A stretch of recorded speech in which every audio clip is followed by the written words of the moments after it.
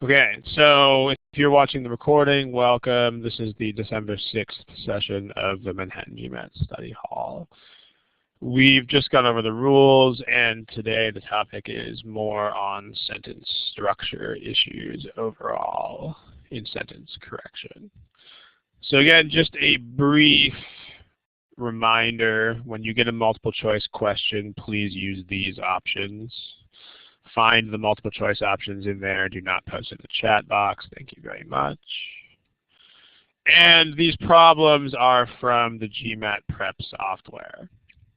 So that's free software. We're allowed to distribute the problems because they are free.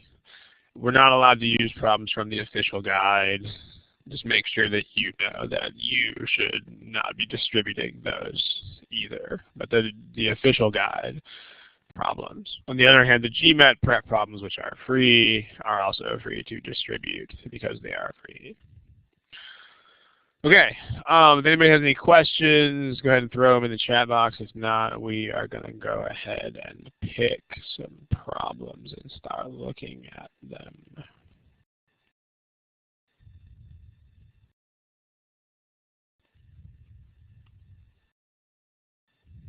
Okay. No one's got any questions. All right, here's the first problem for today. It's a longer problem. Remember, when you see longer problems, that means it's okay to take more time on them than the average. So I'll give you a clock here.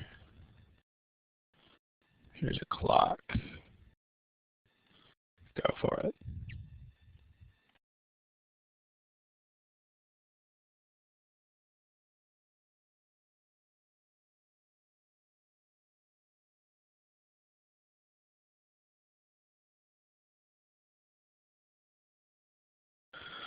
Okay, there's still a lot of people without answers here.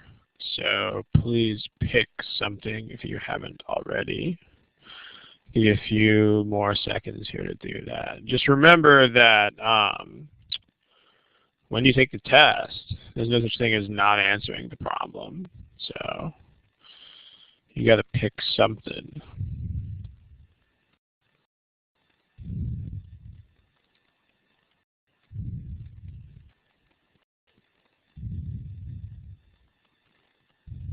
Okay, let's take a look. So here are your answers as a group. Here's your, so there's still a couple of non-responses, not a lot. So we got a majority in favor of choice B here. Let's take a look, and remember that the theme of today's class is overall sentence structure. So what we want to focus on is that. And what I mean by overall sentence structure is two things. When we say we're talking about overall structure of a sentence, it means just basically making sure that the whole sentence is actually a complete sentence.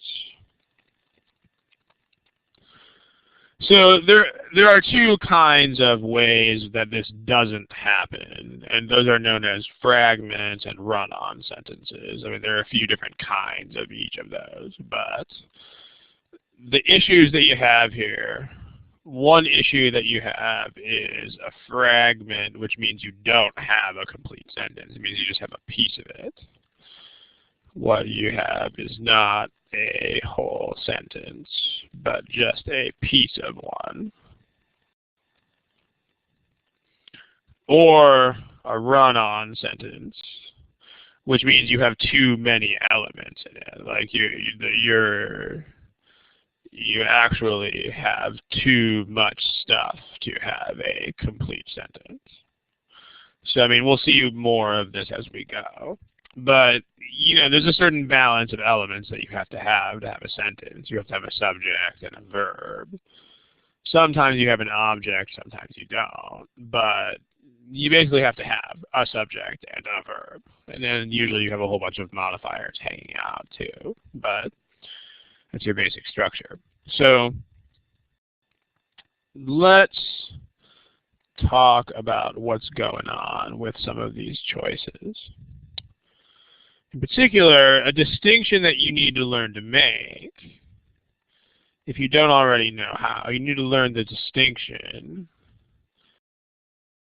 between modifiers and essential sentence elements. And what I mean by essential, I just made that term up. That's not really a term.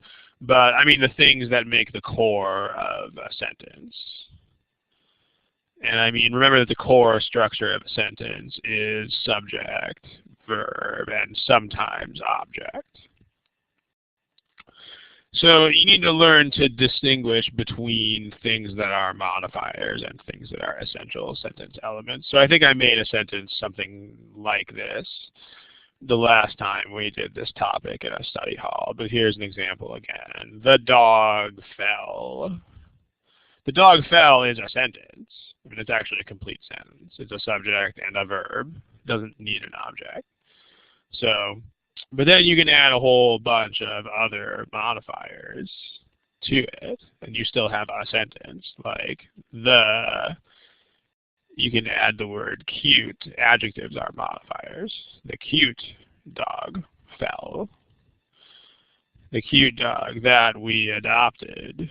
The cute dog that we adopted last week, last Friday, in the afternoon, at the shelter, down the street, fell down the stairs, onto the floor, with a loud thud, comma, scaring the baby. And you can even have modifiers that come before. The sentence doesn't have to start with a subject. So something like unaccustomed to the indoors. And then in that case, I guess you wouldn't capitalize.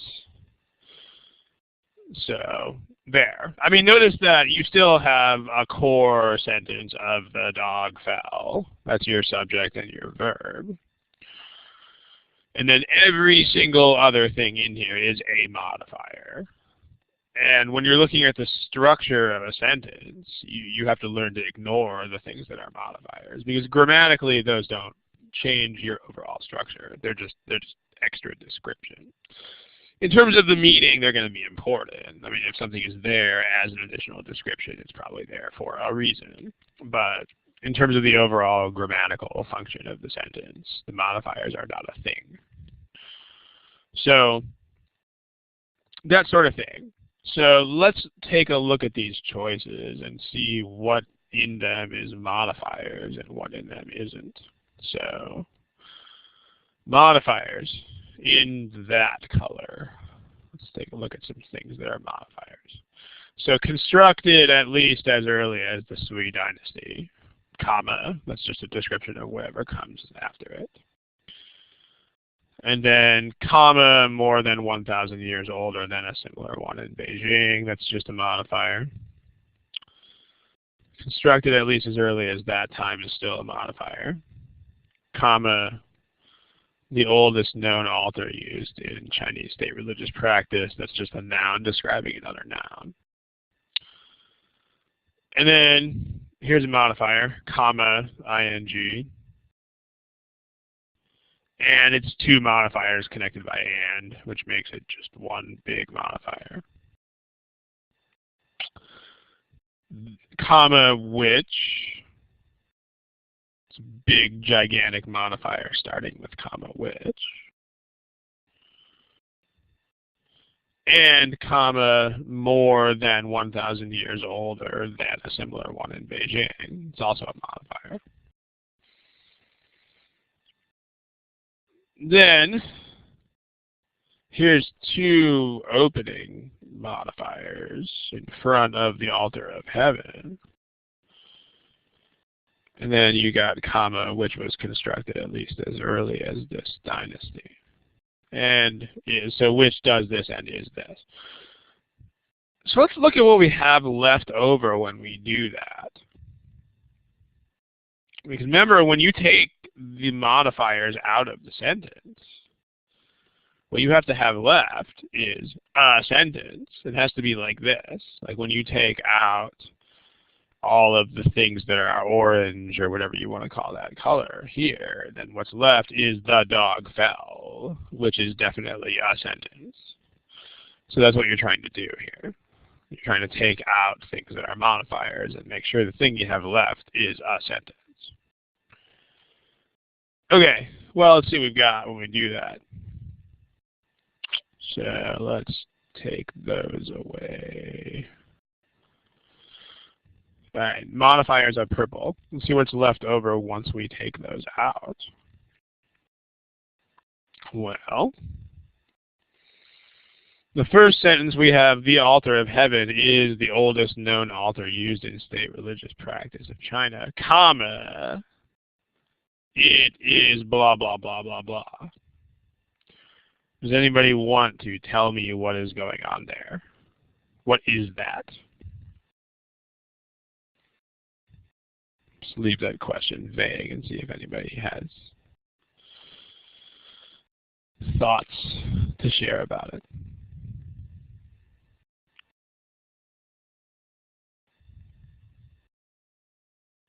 Yeah, it's a run-on sentence, right? It's trying to make two sentences in a row with just a comma in between, and you're not allowed to do that. I mean, if you're going to have two sentences, you have to connect them with some sort of connector, like an and or a semicolon or something like that, right? So A winds up being complete sentence plus comma plus another complete sentence. This is a run-on. It's too much stuff. It's too much of a good thing here. Like we got two subject and two verbs.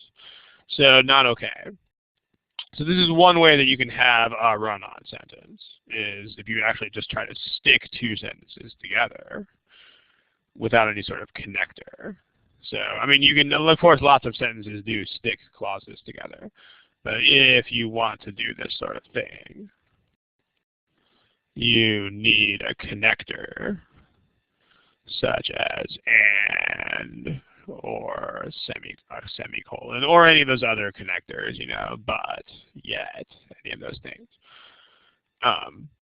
Choice B, let's take a look at what's going on there.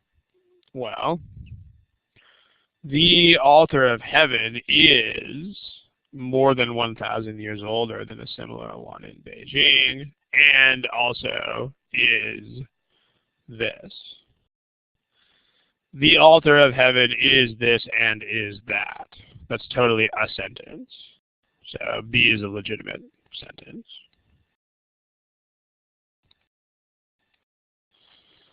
So we'll talk about that pronoun question in a second. Let's make sure we stick to this topic real quick. But we'll get there.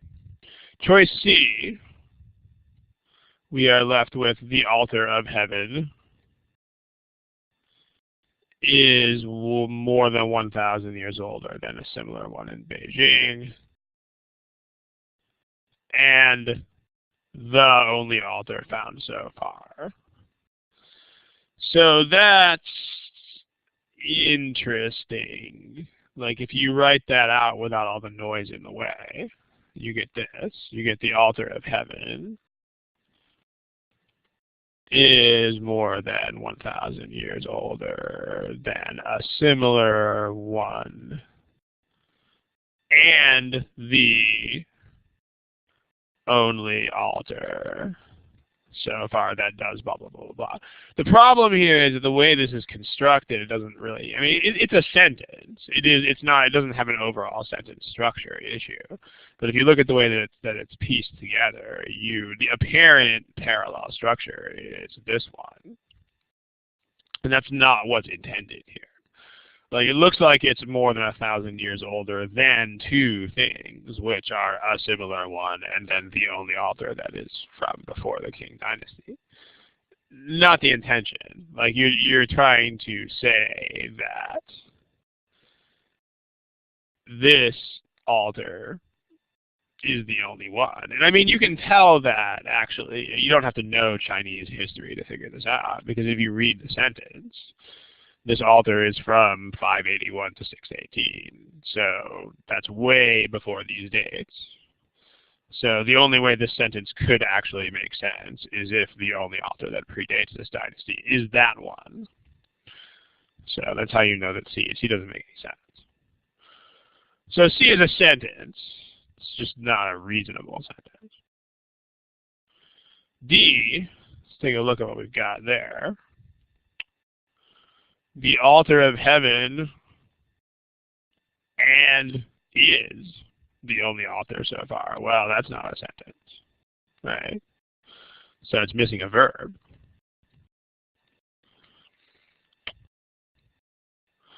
You gotta connect another verb to is. And then E, blah, blah, blah, blah, blah, blah, blah, blah, blah, blah, blah, the author of heaven, blah, blah, blah, blah, blah, blah, blah, blah, blah, blah, blah, the only author found so far that predates the King Dynasty. There's no verbs in that sense at all. So those are fragments, D and E. They're not sentences. So the question is, how do you know that you're dealing with this kind of thing? So we want choice B. How do you know this kind of thing is an issue? Well, again, it all comes down to splits.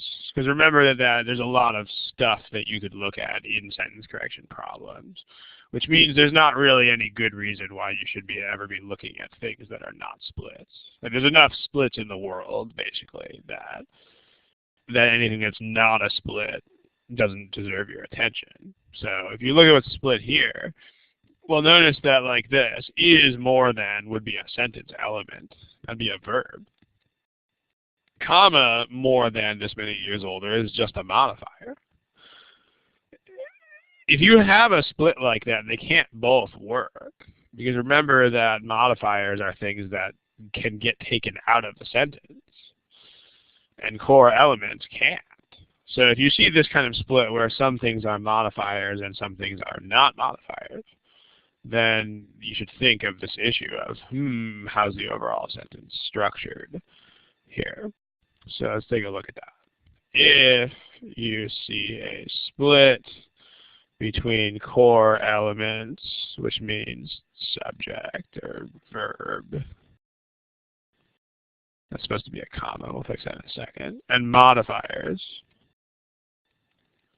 then you should consider the overall structure of the sentence, where consider the overall structure means, let's think about whether anything here is a fragment or a run-on.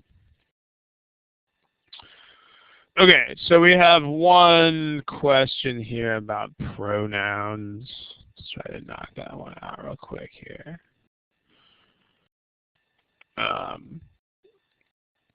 So it's about choice A, so we can just copy choice A onto the next board. Let's do that. So here's the original choice A. And then there's a question that says this.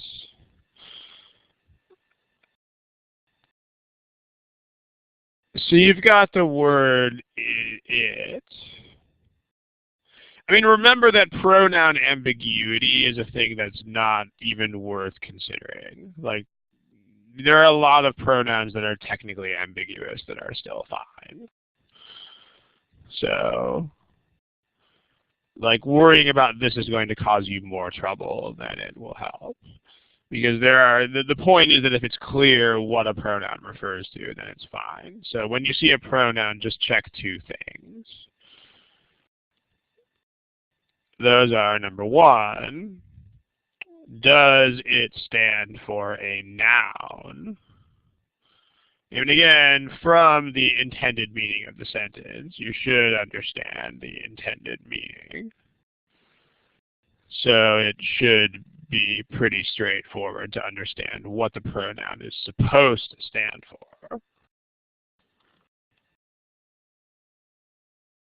Whether it does stand for that or can stand for that is another issue, but you should at least understand what it is supposed to stand for. And then, does it match that noun in terms of singular and plural? Just think about these two things when you see a pronoun. I mean, pronoun ambiguity, not really a thing. I mean, there are lots and lots and lots and lots of pronouns that you could technically call ambiguous because there are multiple nouns or whatever in the sentence, and they're still fine.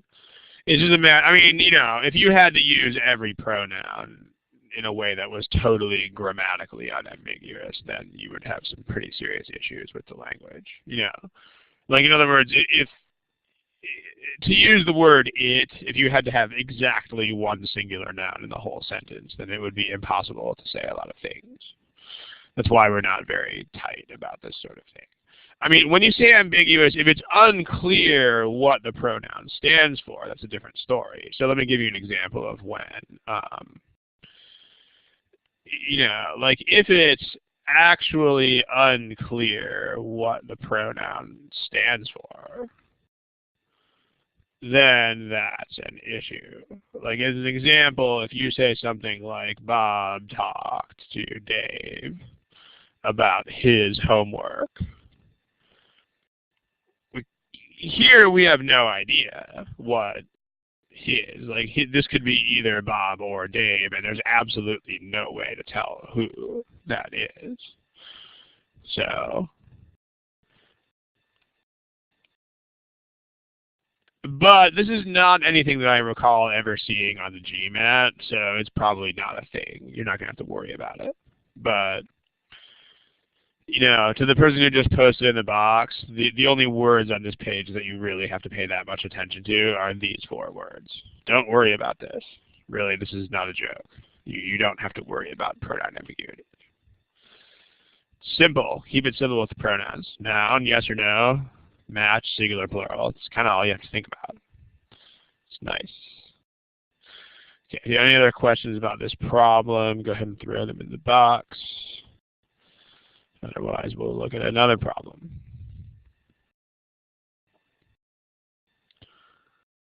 Let's take a look at this. Let's try, here's a clock.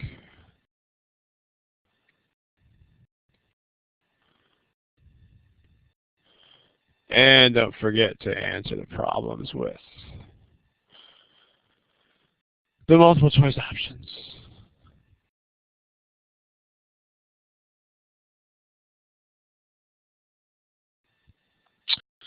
All right, ladies and gentlemen, go ahead and pick an answer if you haven't already.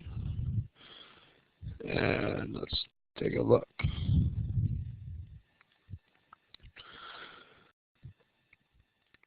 Okay, just to make sure we're all on the same page here, go ahead and tell me in the chat box, when you first read a sentence correction sentence, what are you looking for? Yeah, what is the message, right? Because, I mean, you don't really know how any of this is supposed to fit together until you know what is going on. Like, what's the message? So remember, the first thing you look at is what's the message? What is the sentence actually trying to tell us? So, all right, well, we have these British guys saying that, you know, they're saying certain things about using artificial bone instead of more conventional elements. And then as far as showing how their idea would work, like make sure you understand what the point here is. And I mean, Suvik says remove the modifiers. I wouldn't say remove the modifiers, because remember, you might have a sentence that's wrong, and you might have things that are modifiers that like aren't supposed to be. Or you might have things that are not modifying what they should modify. And so, like, I mean, you don't want to take things out when you think about the meaning. Because if it's wrong, then you might be taking the wrong things out. So, I mean, you just gotta like look at what's there and kind of use common sense about what it might be intended to say here. So, but okay, most of this is pretty straightforward, although let's think about this last part real quick, the whole showing how their idea would work. Like when you get to that, remember to hash this stuff out when you read it. Like, what shows how the idea would work? And make sure you figure this out before you start chasing sentence elements. Someone tell me in the text box, what actually does that? Like, what shows how the idea should work?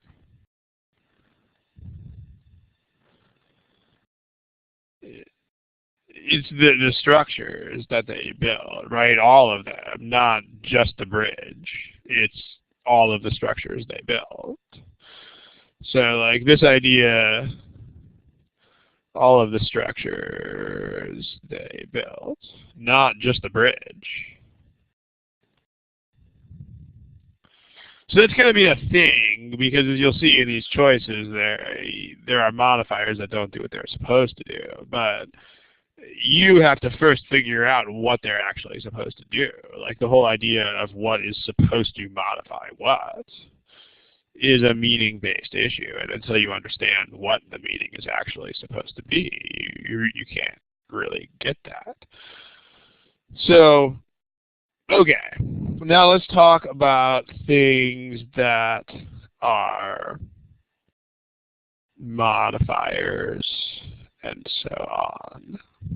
So let's put modifiers in purple, the way that we did on the last problem.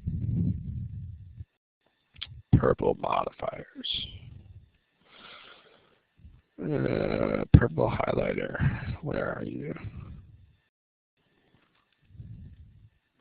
Okay, you're going to put modifiers in that color here.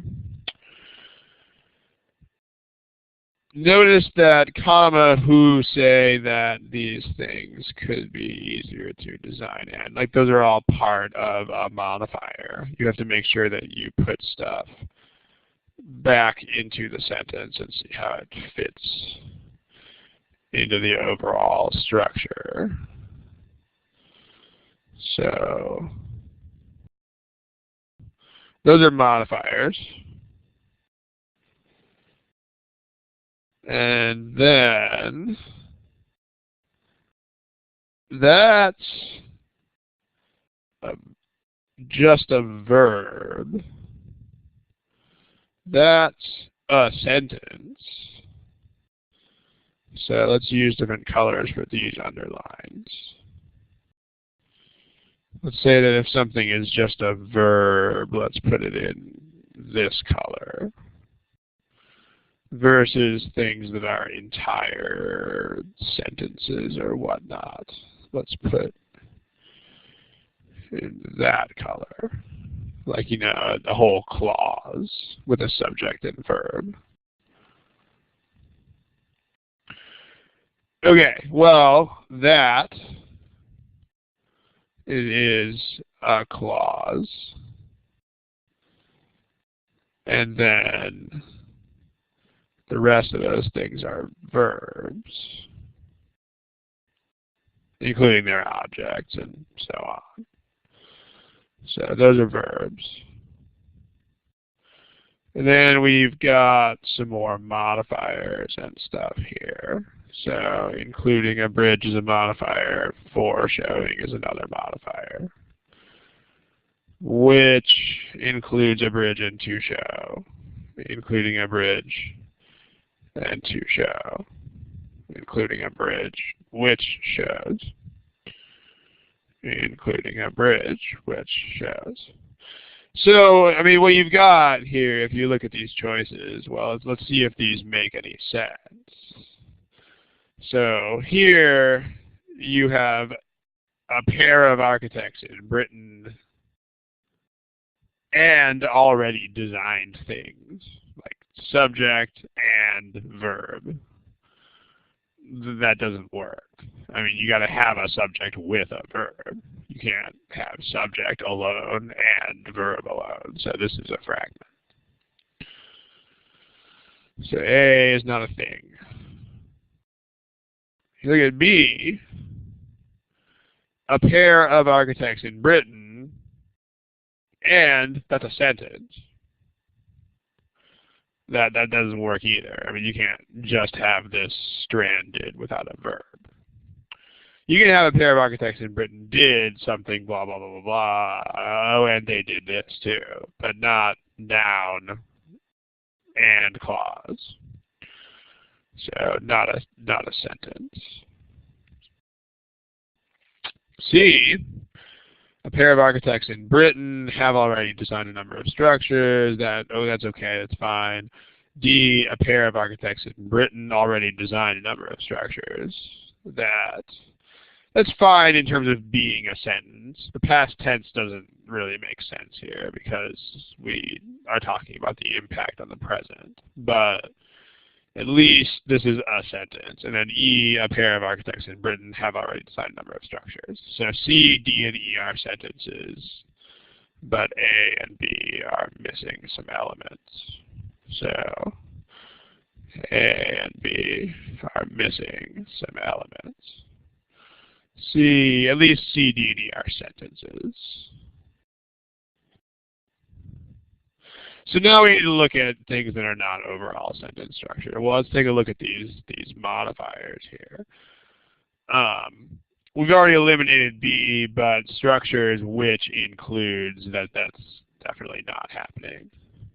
But let's take a look at this. Let's take a look at which shows in choices D and E. Because remember what we did. I mean, we already understand what the meaning is supposed to be when we first read the sentence. And you can't, once you figure out what the intended meaning is, you have to stick to that. I mean, you're not going to be wrong about the intention of the sentence. So consider which shows in choices D and E. Well, what would that be modifying according to, your typical rules for how which works? Like, what is that? It points to the bridge. So that's a problem, right? Like, this would modify the bridge. This describes the bridge. And only the bridge. But that's not the intention, right? I mean, the intention of the sentence is that all of the structures these guys have built are actually supposed to demonstrate their idea. So it's not just the bridge that demonstrates the idea. So choice C doesn't have that flaw, right? Choices D and E are saying that there's a whole bunch of pointless structures, and then there's this bridge that's really cool. But choice C doesn't have that issue. In choice C, they have designed a number of structures to show how their idea could work. So this, to show how their idea should work, that tells you the purpose of whatever action we've just got done talking about. So how can you tell what? John, I don't know how to say the name there. Someone's saying, how can you tell? Well, you got to read the sentence when you first read it, and there is a certain common sense element involved here. I mean, if they're talking about, the sentence is about a pair of architects in England who are trying to demonstrate this idea. The whole sentence is about this idea. So it just wouldn't make sense if you had a bunch of structures that they're describing for no reason, and then there was one thing that demonstrated their idea. That would just be a nonsense sentence. The ideas would not work. So, but yeah, when you interpret these sentences, make sure you understand, the sentence as a whole thing. The sentence has to actually make sense. The idea has to work. So here, if it were just a bridge that shows how the idea would work, then there would be no point in discussing the other discussing the other structures. It would be a weirdo sentence because we would be talking about a bunch of structures that we don't care about. It would be nonsense. So, let's see. Okay. Let's look at other things that people are asking about here.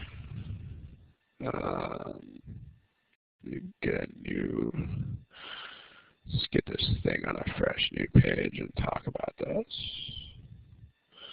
Questions that you guys are asking here.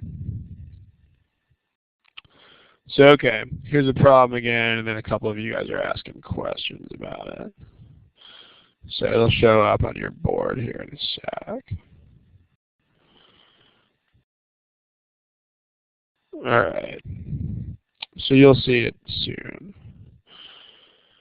Someone is asking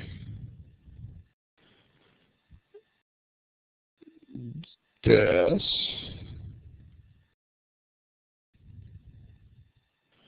So the correct answer to this thing is C.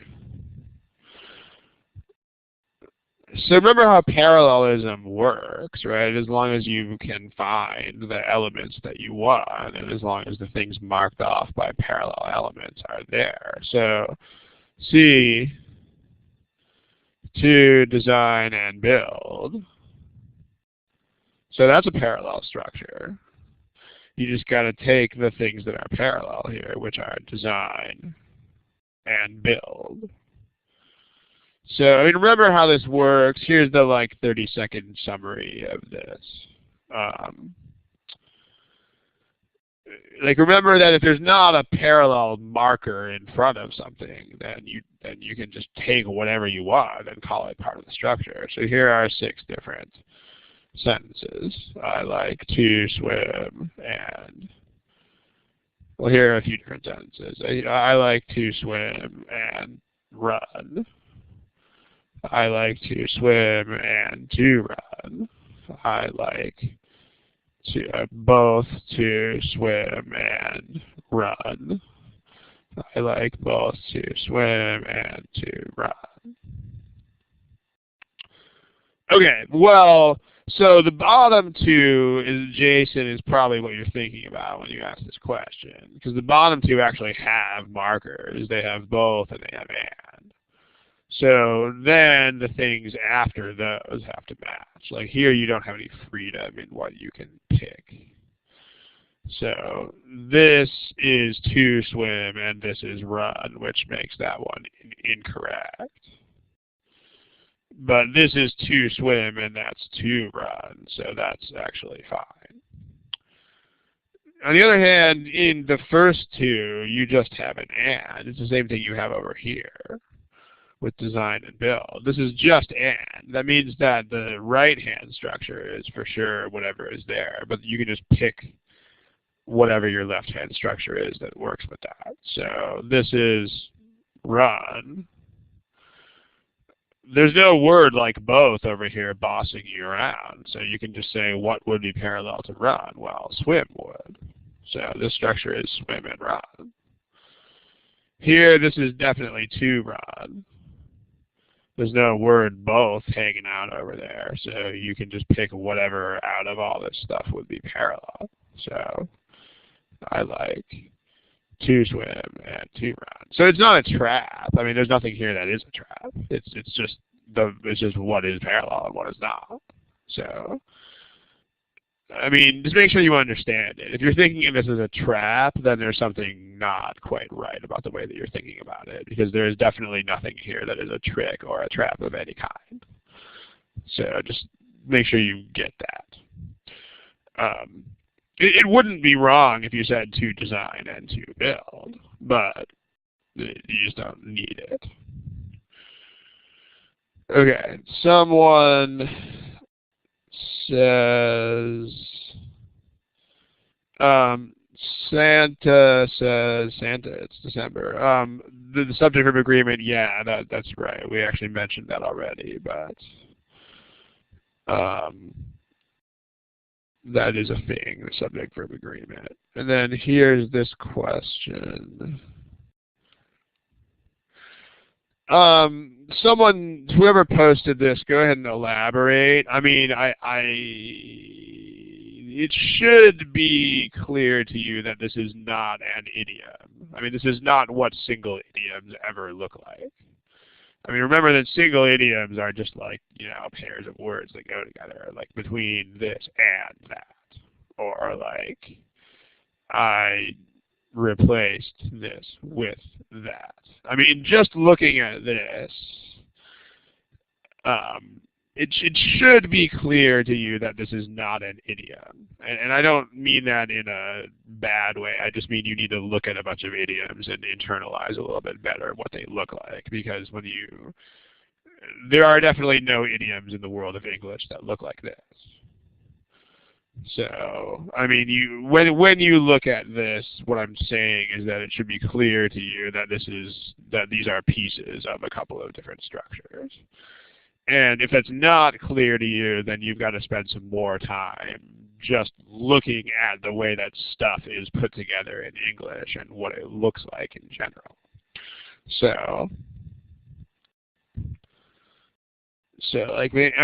make sure you understand the general look of the language. Like, what do single elements look like? What do idioms look like, etc. Because, I mean, you really have to be fast at separating, like, single thoughts from other single thoughts. If that takes a lot of time, then before you start looking at a bunch of specifics, your job is going to be to just look over the language and get more used to it. So, which choice is this from? This is from, help me out here, which choice is this in? Peter, this is your question. What choice is this from?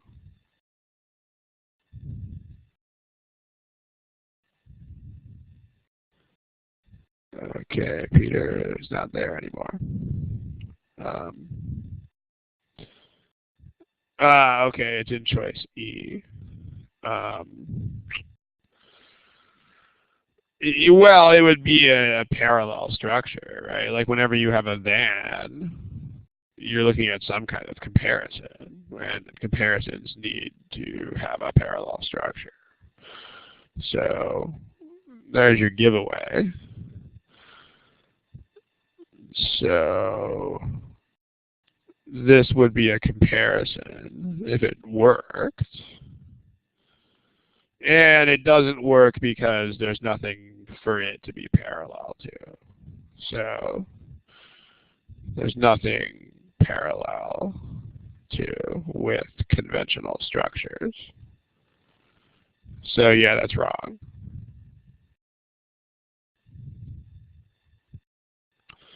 Okay.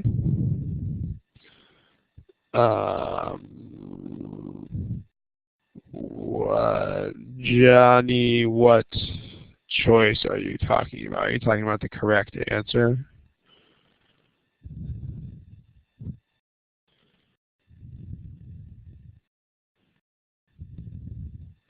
All of them that have the verb on them. I'm not sure I really understand, but all that you really need to clarify is the correct answer, because I mean we don't need to clarify the incorrect answer. So if you're asking about that, then I mean the verb is have designed. It's not just have. It's have designed.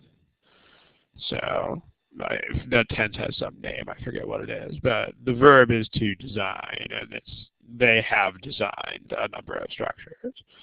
So if you wanted the core of that sentence, it would be, the core structure of the correct answer is a pair of architects have designed a number of structures, and then everything else is modifiers. So there's your subject. And there's your verb, and there's your object thing that they did the verb to. So there you go. Okay. A number of structures is not a modifier. It's the object of the verb. So, like I hit the ball. The ball is definitely not a modifier. It's what's called the object. It's the thing that I did this to. In this case, it's the thing that they designed. So, all right. So hopefully that's clear. If it's not, go ahead and just ask whatever. If so, let's move on.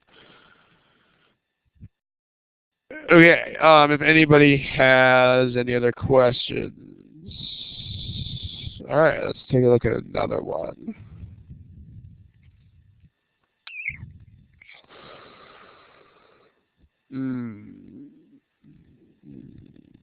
How about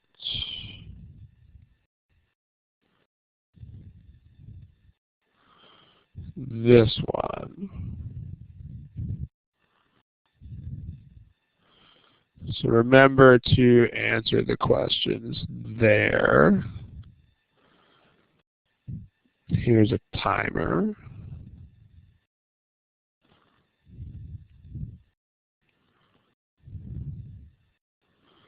Go for it.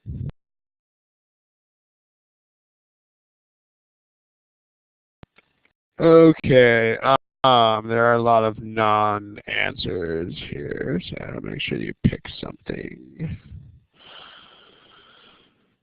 Take 5 more seconds or something, pick an answer if you have a non-response. Remember, this is a test where you have to pick something. So if you haven't picked something, then make sure you do. Okay, let's take a look. Here's your responses. So not a ton of agreement here. It looks like people liked A and C best.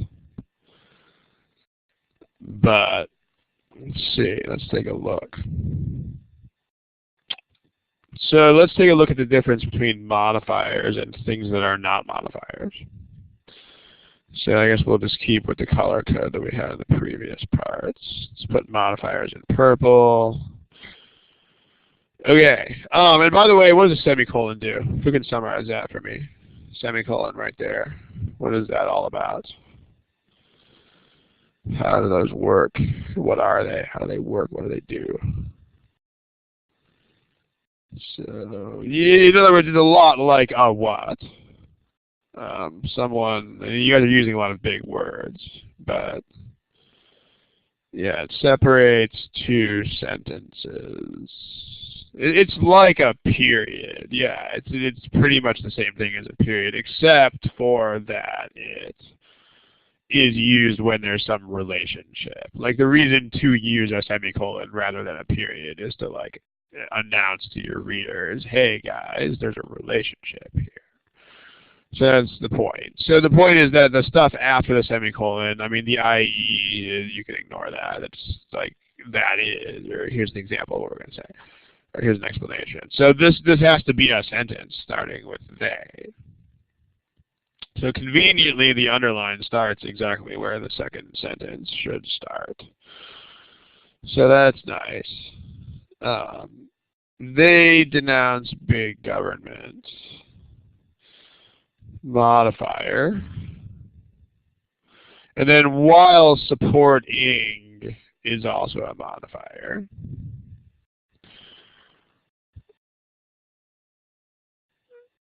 They denounce big government, dash, dash, blah, blah, blah, blah, blah. Things set off by dashes are modifiers. And then but, also a modifier. They denounce big government, they say that, and it has become too much. Wow, there's actually no modifiers in C here at all. This is a modifier saying this, and then comma at the same time doing that. And then blah, blah, blah between two dashes. And then INGs are modifiers. So, and then there's these constructions with, like, you have these connectors. There's a name for them, and I can't really remember what they're called. But like when you have things like even though and while and as and so on, you should know how those work. Like when you have even though or as or although or while or etc. plus a sentence.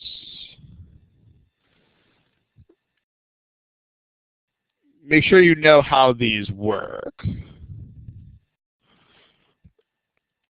Like those go in front of sentences, but they can't stand by themselves. Like they have to be attached to something else that is a sentence. So, I think they're called like subordinating something or other, but it doesn't really matter what they're called. The point is like how do you use them? So let's just look at a couple of examples of that, because again, just being able to use examples is the point.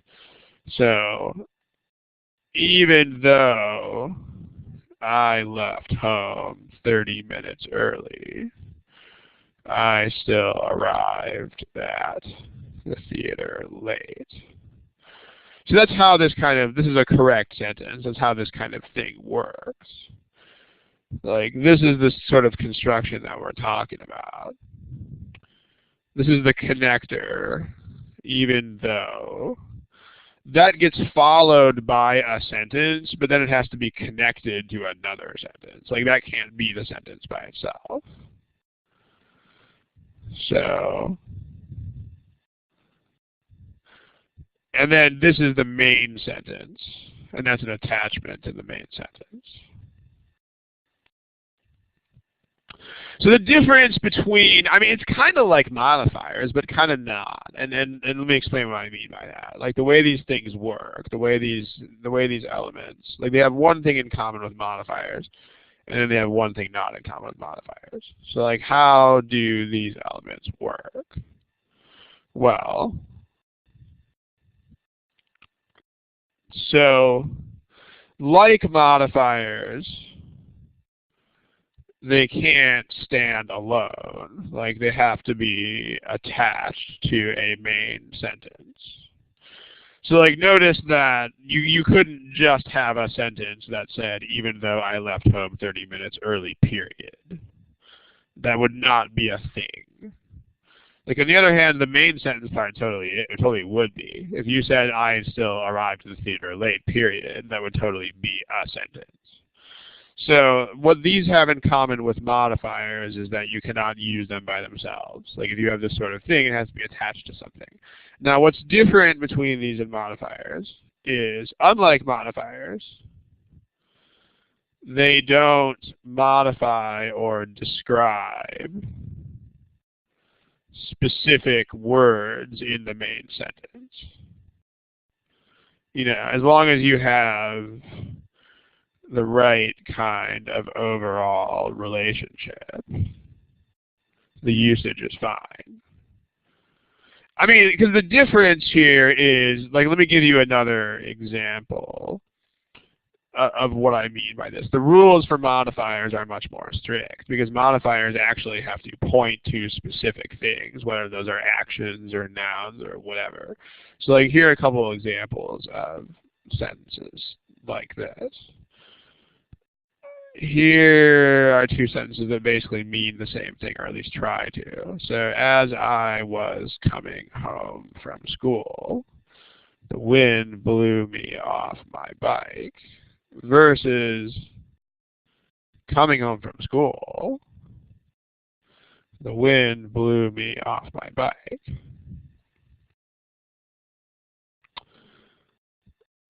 So notice, these are not both correct. The first one of these is fine, because this is one of those like subordinated sentence thingies. Like this has as, and then it's followed by a complete sentence.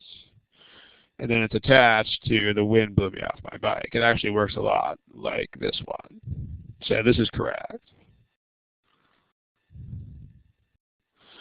On the other hand, the difference is that coming home from school is a modifier, and so it has to follow the rules for modifiers. Whereas the as plus a sentence, or the even though plus a sentence, those don't tag specific words, but like this is a modifier.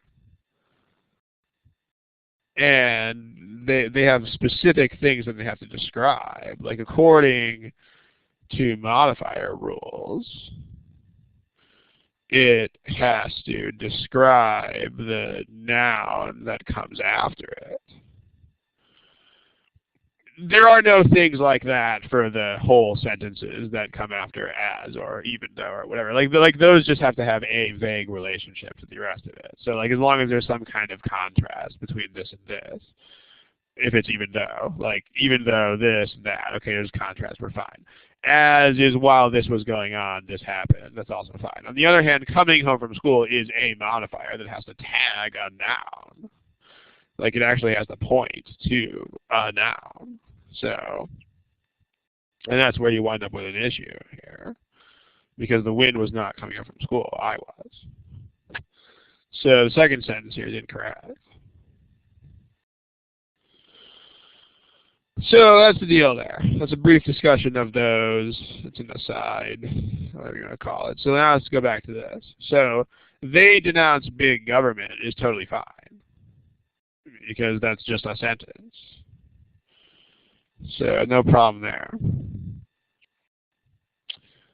They denounce big government, but modifier.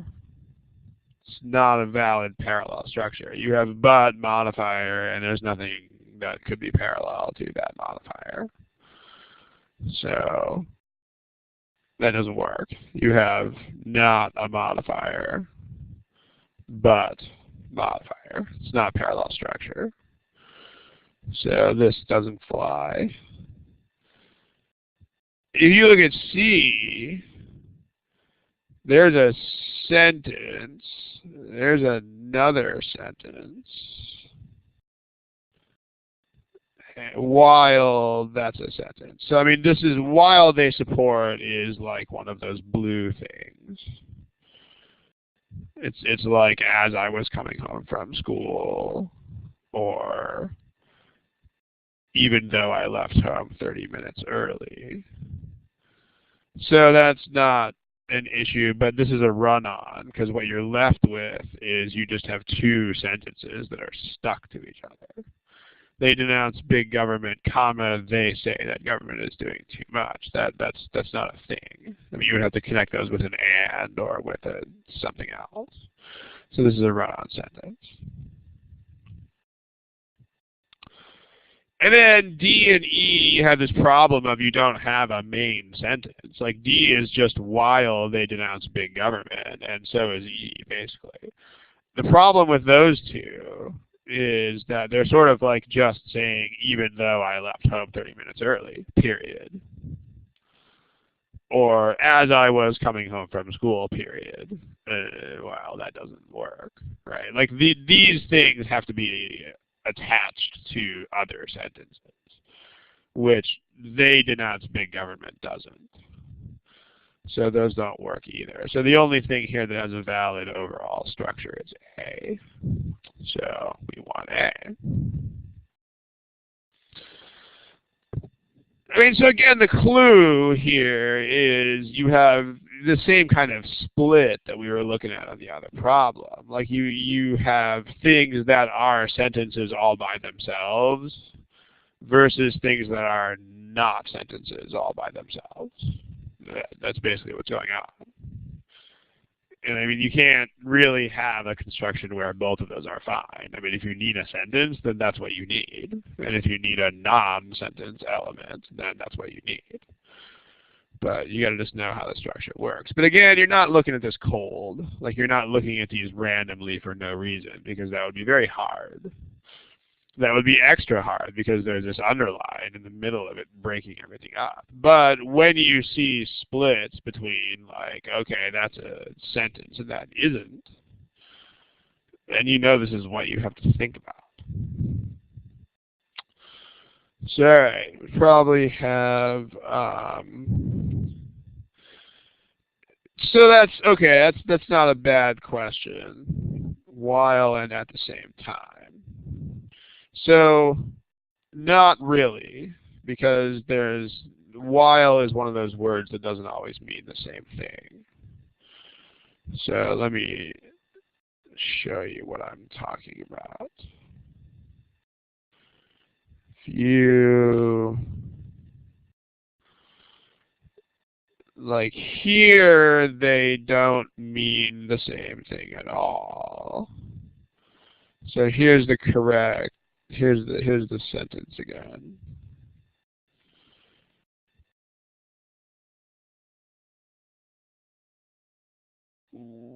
Not here, they don't. Because, okay, here, this is the correct answer. So we can just look at this.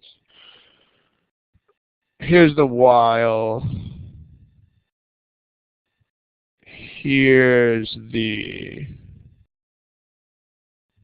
at the same time. So at the same time means at the same time. I mean, that means exactly what it says. What does the while here mean?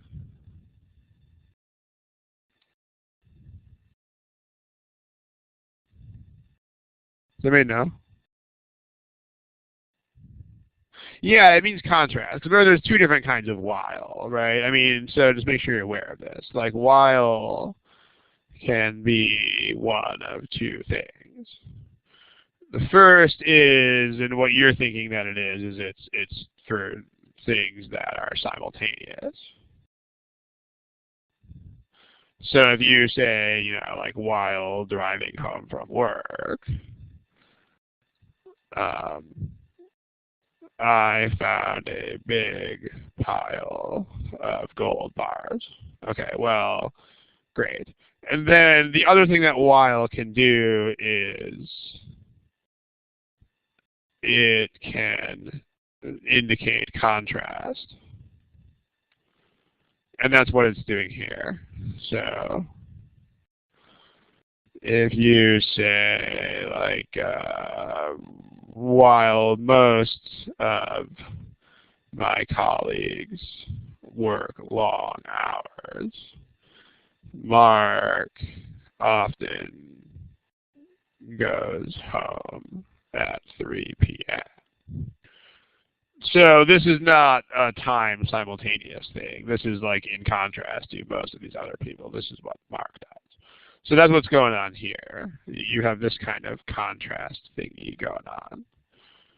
So, and because there's a contrast between they think that government does too much, but they also want the government to do. I mean, you could actually put, you know, like the idea here is the same as the idea of like but, or even though, or despite that, or even though they say that, they're talking out of both sides of their mouth. That's what's going on there. So it's the other kind of while. Let's see, we can probably knock one more out of these really quick. So let's try to do that. Let's see if we can find a short one. How about,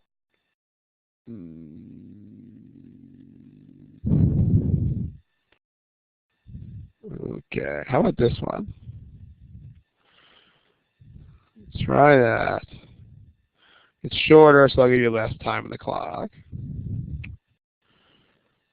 And then we'll call it a day.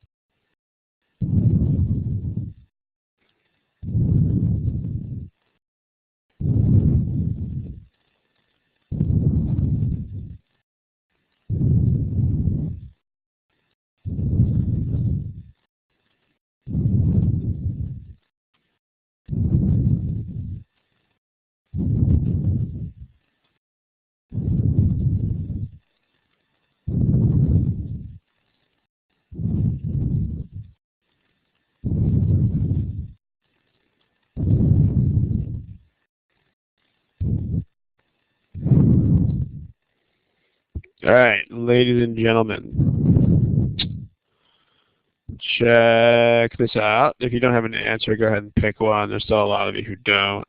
So you got to pick something. I'll give you about 5 or 10 more seconds.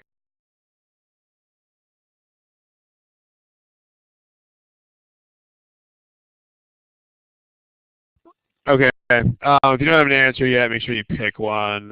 There's Sandeep who doesn't have an answer. There's a couple other people. So pick something, please. Okay, let's take a look. Here are your responses. So we got a plurality for D, although, you know, people are answering a lot of different stuff. Okay, let's talk about these dashes here. And actually, this is just a dash. I mean, when you see it rendered in certain fonts, it'll look like 2 dashes. But there's only a single dash here. Does anybody know what that means? And what do dashes do? I mean, it's like a comma, but commas do a whole bunch of stuff. I mean, dashes, they block off certain types of modifiers. Let me give you the sort of lowdown here on what dashes do. But then what we need to realize is that dashes are not commas, which that sounds like a statement of the dreadfully obvious, but bear with me here. So what do dashes do? Well, they set off descriptions like modifiers and so on. So the question is, so how are they different from commas? Because, I mean, commas do that too. I mean, if you think about what kind of punctuation normally sets off modifiers, well, that's usually commas. So the question that's prompted here is, how is this different from just having your plain old run-of-the-mill commas? Well, there's 3 different ways. The first way is that it's not a grammar. The first way is not a grammar thing. It's dashes can emphasize when something is ironic or surprising. Like, or they can just emphasize something, or point out that, or point out irony, or like unexpectedness. I don't know if unexpectedness is really a word, but so let me give you 2 examples, one with a dash, one without a dash. You say something like, Joe, who grew up in Miami, thinks that winter in San Francisco cold. Versus Dan Dash, who grew up in Alaska, thinks that winter in San Francisco is cold. So he's like the point. You don't know he's American. It's Miami really hot all the time, and the last really is really cold in the winter. So meaning that someone runs from Miami, San Francisco has it's easily cool in the winter, but it's certainly cold in a sense. Cold. So like if somebody was from Miami, then would be highly expected because Miami is hot. So someone who's from there would be expecting. On the other hand, someone from Alaska is a lot of San Francisco. So this is very weird. So the dash is actually that it's weird or ironic or unexpected. Dan didn't think with this, and it's not ironic from Joe, which is what he thinks. So that's what's going on there. This is normal, and what Dan thinks is not normal. This is ironic or unexpected. So in that case, when it comes to the way the sentence works, there's nothing different at all. Okay, that's one thing dashes can do. Another thing dashes can do is they can be unambiguous where commas might, like dashes can clarify sentences in which commas are confusing or ambiguous. Like if you say something like, 3 of my friends, and that John, Chris, and Ryan and their wives came to the party. Versus if you say something like 3 of my friends, dash, John, Chris, and Ryan, and their wives came to the party. So the problem with the first of these sentences is we're not really sure how many people came. Because it kind of sounds like it could be 3 people who are named John, Chris, and Ryan, and then their 3 wives. Or it could be 3 of my friends and John and Chris and Ryan, and then all 6 of their wives. So we don't really know. And maybe it's like 12 people, maybe it's 6. On the other hand, if you have the dashes here, then there's no ambiguity about this at all. It's very clear that John, Chris, and Ryan are my 3 friends. And so the second sentence means definitely 3 guys and their wives. So no problem there. That's the second reason. And then the third reason you'll see dashes is that they have a greater freedom as far as what they can actually set off. Like dashes can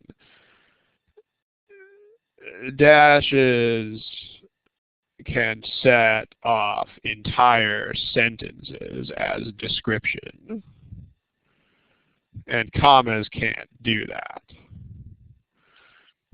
So here's an example. If you say something like, actually there was an example in the other problem. Let me try to find it. It was in one of the wrong answers, but okay, it's this one right here. Like dash, they say that government is doing too much and has become too powerful. I mean, that's actually okay. You could not do this with commas because that's a sentence. But you can do that with dashes. So if you wanted to make another example of something like that, it could be,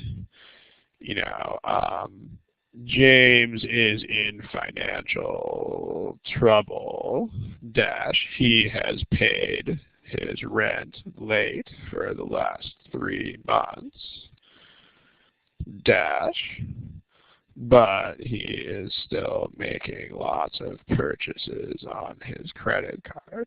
So, meaning, like, this is, you can't do this with commas. Like, this is actually a sentence. But with dashes, you can use that as a thing. So that's what dashes do. Now, here's the point. The point is that dashes are not commas. So that's obvious, right? But what I mean by that is that if you open a description with a dash, you would have to close it with another dash, unless it goes all the way to the end of the sentence. So if there's only one dash, then the description runs all the way to the end of the sentence. Like, in other words, you couldn't have this dash here and then have this and then make that a comma. It's not a thing. Like, you either enclose something with dashes or you enclose it with commas, but you have to be consistent. So these all have one dash, which means that the description needs to run all the way to the end of the sentence. So, okay. By the way, this is not an overall sentence structure issue, but there is this split, which should be the first thing you see. So let's make sure we discuss it. Most of the purported health benefits, that's plural. So we don't want cons.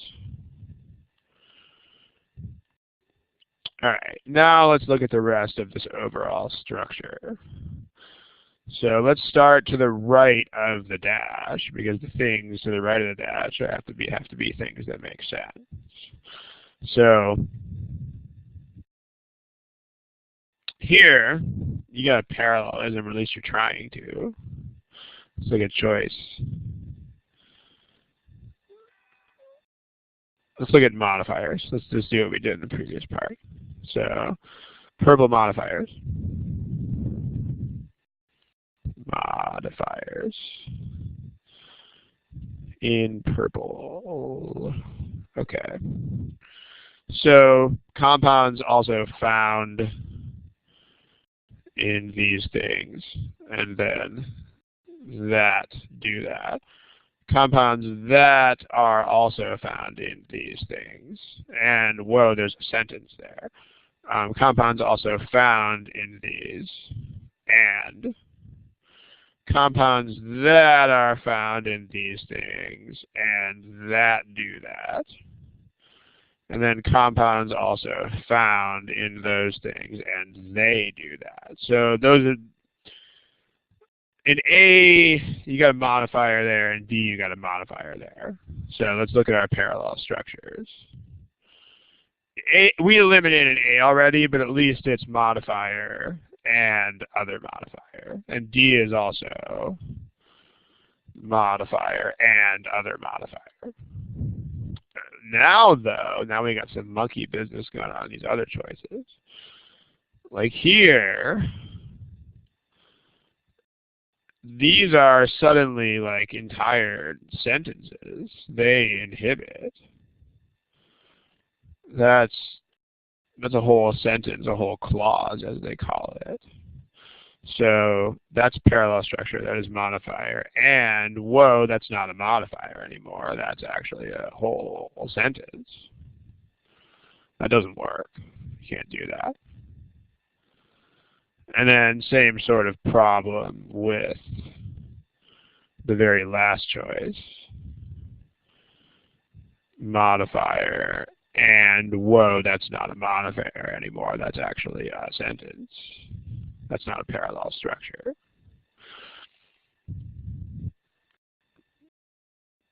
And then C kind of has the same issue because it's not a whole sentence this time, but it's a verb.